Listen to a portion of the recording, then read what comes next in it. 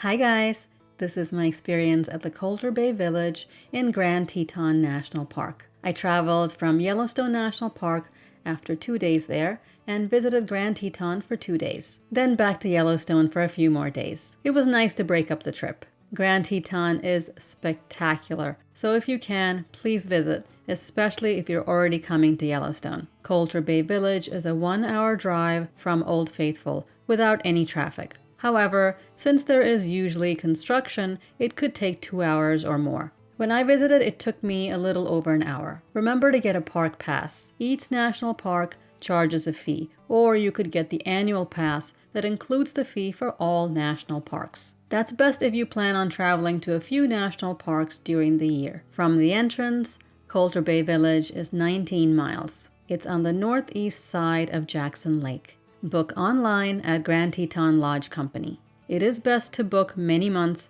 or even up to a year in advance if you want to stay at one of the Grand Teton lodges. They do fill up quickly, especially if you're looking for a specific type of room. Colter Bay Village is the most affordable option, as you can see from the prices. There are regular cabins and tent cabins. The tent cabins are about $100 a night. There are no electrical outlets. You have to bring your own bedding or rent it. Use public restrooms, and shower at the laundrette in the village for a fee. The standard cabins with a private bath are about $320 a night, including taxes. One night fee is charged at the time of booking. I believe the cabins with a shared bath are about $170 a night. You can cancel 3 days before check-in to get a refund, minus a $15 fee, which is great because it was 30 days for the Yellowstone lodges. Go to check-in, get your room key, and lots of information. The receptionists are very helpful and give you plenty of tips on what to see and do. One employee was even giving a guided hike during my stay. I didn't get to go, but the employee seemed to be very familiar with the area.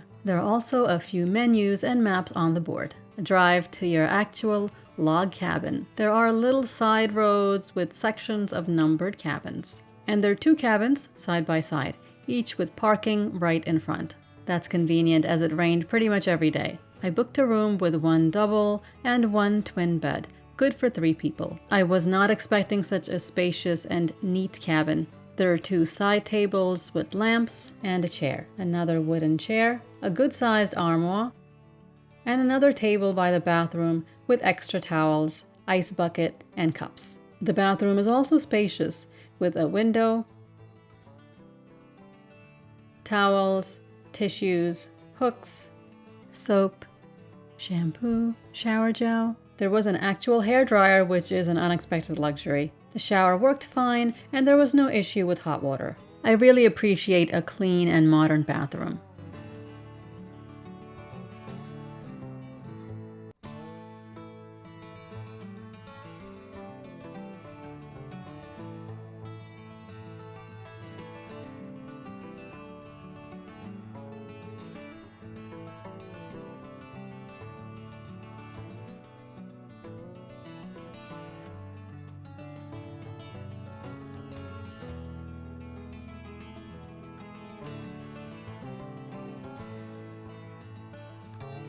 It is a beautiful log cabin and worth it, especially if you've never stayed in a log cabin. Looks rustic on the outside, but you have all the basic comforts on the inside. There's an alarm clock, each lamp base has an outlet, as well as others on the wall. The armoire had some extra blankets.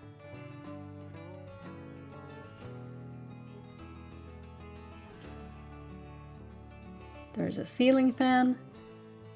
The heater, which I used since it can be cold in the morning even in August. The beds are comfortable and there were plenty of pillows. These cabins were built in the 1920s and their history is on the wall. Cell service was okay. I had Verizon and was able to send texts from the cabin. There is free Wi-Fi by the restaurant, office, and grocery store. The door lock didn't work, but there's a chain to keep out the bears. This is the view and it's just wide open. My cabin was the last one near the woods. I expected to see a bear or other animals, but did not. Animal awareness and safety. If you find a bat in your cabin, please alert our staff immediately. Oh my God. Our team will safely capture the bat, discuss possible precautionary options with you depending on the situation. Do not attempt to capture, drive out, or otherwise interact with the bat. I'm going to be screaming. If you see a mouse, oh.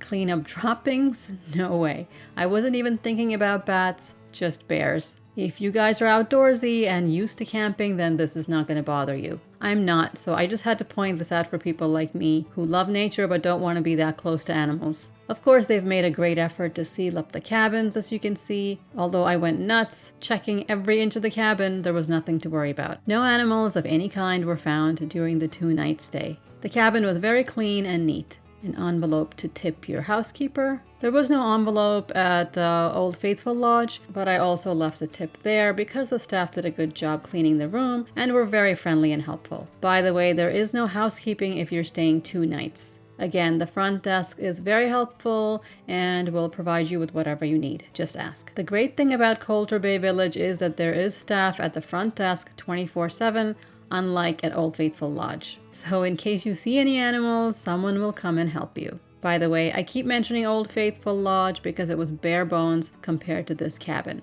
and I had just come from there. So this was a very pleasant surprise. Yes, you are paying a lot more, but that's just the way it is. If you want to stay inside national parks, you're just going to have to pay the price. A little bit of info on Colter Bay Village, the marina, restaurant hours, trail rides. Some of the cabins have a gorgeous mountain view behind them. A coffee maker would have been nice during my stay. This was put here when I was checking out. The front desk said they're just starting to provide coffee makers in the cabins, so by the time you visit, it should be here. The Colter Bay Village convenience store is a 3-minute drive and has a gas station and a store with coffee, sandwiches, snacks, toiletries, and gifts. I think I bought sunscreen from here and it was $10 for a tiny tube, so don't forget to bring your own. The grocery store is a 2-minute drive and has plenty of prepared food and fresh produce, even kimchi.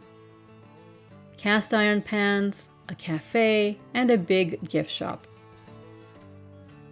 How beautiful is the mountain view from this parking lot? There's also a sports shop, visitor center, tour information, horseback rides, raft trips, bus tours. The Colter Bay Marina is just a few minutes from here, and there's parking right in front and a few trails. I found the location of Colter Bay cabins to be ideal. It's close to everything you need. Colter Bay is named after John Colter, who was part of the Lewis and Clark expedition, a mountain man who's thought to be the first man of European descent to explore Yellowstone and see Grand Teton. When you visit Grand Teton, you'll feel like an explorer too. There's so many trails and stunning views. I hope to upload a full video on my Grand Teton and Yellowstone trip. That'll be on my other channel, Anita Cooks, so subscribe to get a notification. I hope this video gave you all the information you need. If you've stayed at Colter Bay, leave your experience below. See you next time. Thanks for watching.